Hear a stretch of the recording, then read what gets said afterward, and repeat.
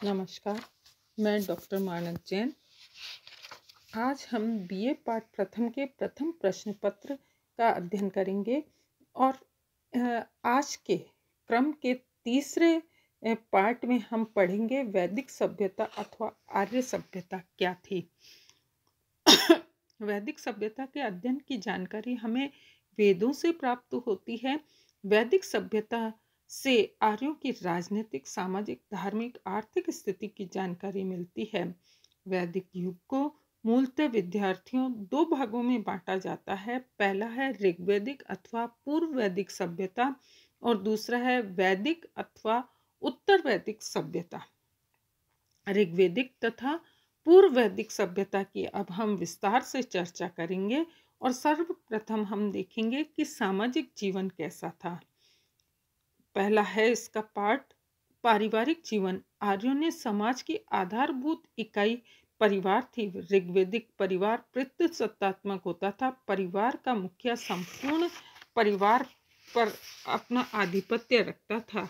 अन्य सदस्यों को उसकी आज्ञा का पालन करना आवश्यक था। तात्कालिक समाज में जन धन की सुरक्षा के लिए सामूहिक परिवार की व्यवस्था परम आवश्यक थी।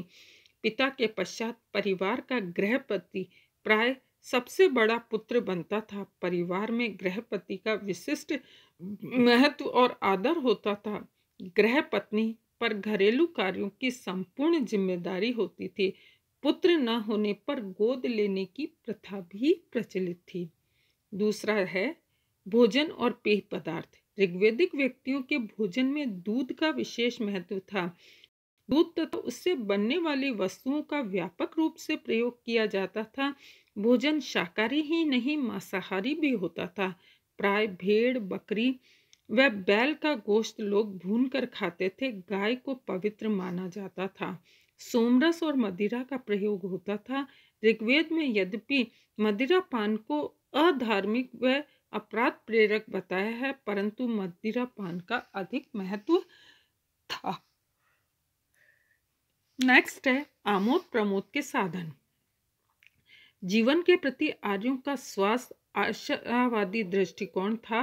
मनोरंजन के प्रमुख साधन संगीत, नृत्य, जुआ, शिकार, रथ दौड़, धुत क्रिया आदि थे। संगीत के ऋग्वैदिक कालीन लोग विशेष रूप से प्रेमी थे। गायन और वादन दोनों का ही प्रचलन था तथा ढोल, मंजीरे, बांसुरी, बीन और वीणा बजाई जाती थी। नेक्स्ट है वेशभूषा और प्रसाधन। आर्य सूत, ऊन, रेशम और मृग चर्म से बने वस्त्र पहनते थे। उनकी वेशभूषा में सादगी थी। यद्यपि वस्त्रों की कुशल सिलाई और कढ़ाई से वे परिचित थे। वे सामान्यतः शरीर पर 3 वस्त्र धारण करते थे। नीवी जो कमर के नीचे पहना जाता था, वास जो कमर के ऊपर शरीर के मध्य भाग में पहना जाता था और अधिवास जो ऊपर से धारण किए जाने वाला उत्तरीय जैसा कोई वस्त्र था। विवाह के अवसर पर वधू एक विशेष वस्त्र धारण करती थी जिसे वधूय कहते थे। स्त्री और पुरुष दोनों ही आभूषण प्रेमी थे। कर्ण शोभन, कुरीर, निष्ग्रीव, मणिग्रीव, खादी और रुकवक्षस आदि इनके प्रमुख आभूषण थे। शिक्षा। विद्यार्थियों को गुरु के आश्रम में शिक्षा प्राप्त करने के लिए भेजा जाता था। शिक्षा का प्रमुख उद्देश्य धार्मिक साहित्य शिक्षा प्रदान करना था, जिसके द्वारा आर्य संस्कृति का प्रचार हो सके। ऋग्वेद के उपनयन संस्कार का स्पष्ट उल्लेख नहीं मिलता है। यद्यपि इस संस्कार का उत्तर वैदिक काल में अधिक महत्व था और ऋग्वैदिक काल में लोगों को लिखने का ज्ञान था या नहीं, ये भी संदेहास्पद है। वर्ण व्यवस्था। ऋग्वैदिक समाज में वर्ण व्यवस्था का अस्तित्व था या नहीं, विद्वानों में मतभेद है। कुछ विद्वानों, जिनमें कीथ का नाम प्रमुख है, ऋग्वेद के 10वें मंडल के पुरुष सूक्त के आधार पर ये प्रमाणित करने की चेष्टा करते हैं कि तात्कालिक समाज में वर्ण व्यवस्था थी। ऋग्वेद के अनुसार समाज ब्राह्मण, क्षत्रिय, वैश्य और शूद्र 4 वर्णों में बटा हुआ था। अनेक इतिहासकारों का मानना है कि ऋग्वेद का पुरुष सूक्त बाद में जोड़ा गया। यदि ये मान भी ले तो ऋग्वेद के काल में जाति प्रथा थी तो निश्चित रूप से जन्म पर नहीं, वह तो कर्म पर ही आधारित थी। विवाह और स्त्रियों की दशा। ऋग्वेद में बाल विवाह का प्रचलन नहीं था। विवाह एक धार्मिक और पवित्र कार्य समझा जाता था। विवाह के बिना जीवन अपूर्ण था। बहु विवाह की प्रथा थी। सती प्रथा का तात्कालिक समाज में प्रचलन नहीं था। विधवा विवाह का प्रचलन था। इस प्रकार संक्षिप्त में ये कहा जा सकता है कि ऋग्वैदिक काल भारतीय नारीत्व का आदर्श और गौरवशाली युग था। इस युग में सर्वत्र स्त्रियों के प्रति आदर और सम्मान था। यज्ञ में पत्नी की अनिवार्यता इस बात का स्पष्ट प्रमाण है कि स्त्रियों की दशा विशेष रूप से महत्वपूर्ण थी। स्त्रियों की शिक्षा पर पर्याप्त ध्यान दिया जाता है। इसी कारण अपाला, विश्वधारा, घोषा, लोपा, मुद्रा आदि स्त्रियों ने भी मंत्र रचना की। पिता की संपत्ति का अधिकारी पुत्र होता था, किंतु पुत्र नहीं होने पर पुत्री भी उत्तराधिकारिणी होती थी। अब हम देखेंगे कि आर्यों का सामाजिक जीवन कैसा था। आर्यों का राजनीतिक जीवन कैसा था। अभी तक हमने सामाजिक जीवन पर चर्चा की। ऋग्वेद के तात्कालिक राजनीतिक व्यवस्था पर व्यापक प्रकाश पड़ता है। राजनीतिक दृष्टि से समाज निम्नलिखित भागों में विभक्त था। पहला था कुटुंब। ऋग्वेद कालीन राजनीतिक व्यवस्था में सर्वाधिक छोटी इकाई कुटुंब होती थी, जिसे कुल कहा जाता था। कुल का नेता कुलप होता था। संयुक्त परिवार प्रथा प्रचलित थी। दूसरा है ग्राम। अनेक कुटुंबों के समूह को गांव कहा जाता था। जिस प्रकार प्रत्येक कुटुंब का एक प्रधान होता था, उसी प्रकार प्रत्येक गांव का भी एक अधिकारी होता था, जिसे ग्रामीणी कहते थे। ग्रामीणी का पद अत्यंत महत्वपूर्ण होता था, क्योंकि वह ग्राम का एकमात्र ही प्रशासनिक अधिकारी होता था। बच्चों, तीसरी इकाई है विश।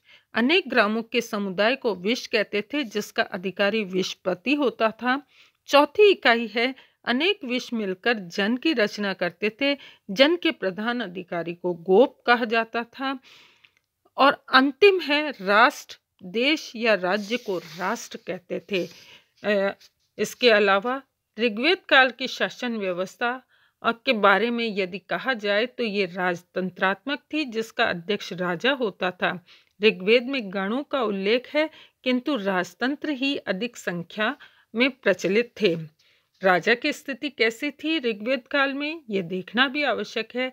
राज्य का प्रमुख अधिकारी राजा होता था। उसका पद वंशानुगत होता था।